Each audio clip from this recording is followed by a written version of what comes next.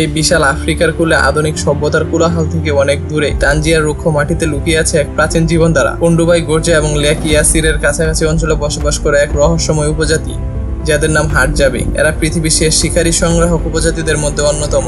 এদের জীবনযাপন প্রকৃতি এতটাই প্রকৃতির সাথে মিশে আছে যে দেখলে মনে হবে সবাই যেন হাজার হাজার বছর পিছিয়ে আছে। হাটজাবিদের দিন শুরু হয় ভোরের প্রথম আলো ফোটার সাথে সাথেই। তাদের জীবনযাপন যেমন সহজ তেমনই প্রকৃতি নির্ভর। প্রতিটি নতুন সকাল তাদের জন্য খাবারের সন্ধানের জন্য এক নতুন চ্যালেঞ্জ নিয়ে আসে।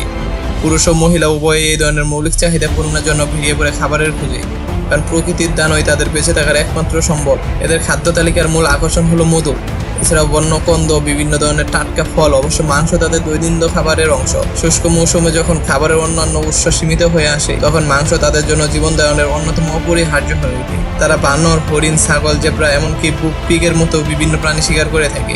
সেদিন তারা যা পায় তাই খায়, কোনো বাছ বিচার নেই, কারণ প্রকৃতি যা দেয় সেটাই তাদের কাছে সেরা। শিকার করা মাংসকে তারা প্রায়শই আগুনে জ্বলছে নেই, কখনো কখনো সুস্বাদু গরুর মাংসের স্যুপ বা বানরের মাংসের স্যুপ তৈরি করে খায়। গাছের শিকড়ও তাদের খাদ্য তালিকায় গুরুত্বপূর্ণ ভূমিকা রাখে। তাদের প্রতিদিন এক সরল উদ্দেশ্য নিয়ে চলে, ঘুম থেকে উঠে খাবার সংগ্রহ করা, এরপর প্রকৃতির কোলে নিশ্চিত বিশ্রাম নেওয়া। তাদের জীবন যেন এক সুখময় জীবন। হাটজাবিদের বাসস্থান একেবারে মৌলিক প্রকৃতি সহজলভ্য উপাদান দিয়ে তৈরি। গাছের ডালপালা, লতা, ঘাস দিয়ে তৈরি এই আশ্রয়গুলো তাদের প্রকৃতির আবহাওয়া থেকে রক্ষা করে। শিকারের জন্য তারা শত শত বছর ধরে ব্যবহৃত তীর ধনুক ব্যবহার করে থাকে। পশুর চামড়া তাদের কাছে অত্যন্ত মূল্যবান। শিকারের সময় ছদ্মবেশ ধারণ করতে, আবার রাতে ঠান্ডায় শরীর গরম রাখতে কম্বল হিসেবে ব্যবহার করতে হয় তাদের এইসব চামড়া। ঠান্ডা রাতে তারা নিজেদের তৈরি করা ছোট আশ্রয়ের ভিতরে আগুন জ্বালায়, যা তাদের উষ্ণতা আর নিরাপত্তা দেয়। এই উপজাতিদের মধ্যে একজন প্রবীণ নেতা থাকেন যিনি তাদের পথ প্রদর্শন করে থাকে। শিকারের আগে একটি বিশেষ প্রথা রয়েছে। গ্রামের পুরুষরা একত্রিত হয়ে এক ধরনের বিশেষ কাজের নির্যাস সেবন করে। তারা বিশ্বাস করে যে এটি তাদের শারীরিক শক্তি, মনোযোগ এবং লক্ষ্যভেদ করার ক্ষমতাকে অস্বাভাবিকভাবে বৃদ্ধি করে দেয়।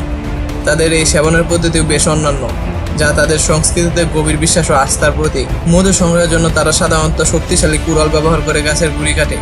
শিকারের প্রস্তুতি হিসেবে তারা পাথরের সাহায্যে তাদের কুড়ালগুলো অত্যন্ত ধারালো করে নেয়। তাদের তীরন্দাজির দক্ষতা সত্যি অসাধারণ। শিকারীরা নিশ্চিত করে যে তাদের তীরগুলো যেন একেবারে সোজা থাকে। এর জন্য তারা তীরগুলোকে সাবধানে গরম করে এবং প্রয়োজনে দাঁত দিয়ে সোজা করে নেয়, যাতে তীরগুলো লক্ষ্যভ্রষ্ট না হয়।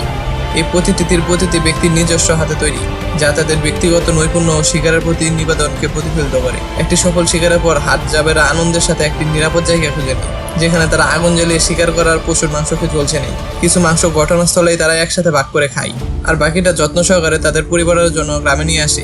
এই ভাগাভাগি তাদের সামাজিক বন্ধনকে আরো দৃঢ় করে তোলে, যেখানে প্রত্যেকের প্রতি নির্ভরশীল।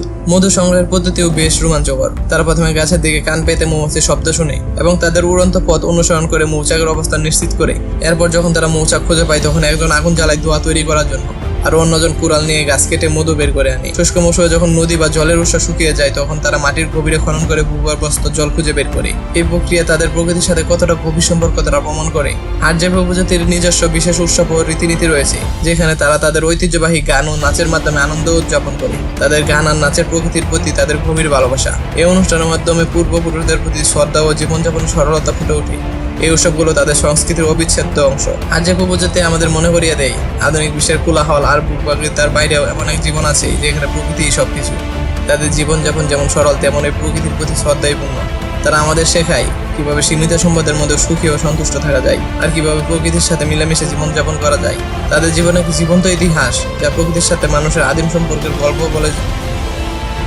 তাদের জীবনে এক জীবন্ত ইতিহাস, যা প্রকৃতির সাথে মানুষের আদিম সম্পর্কের গল্প বলে যায়।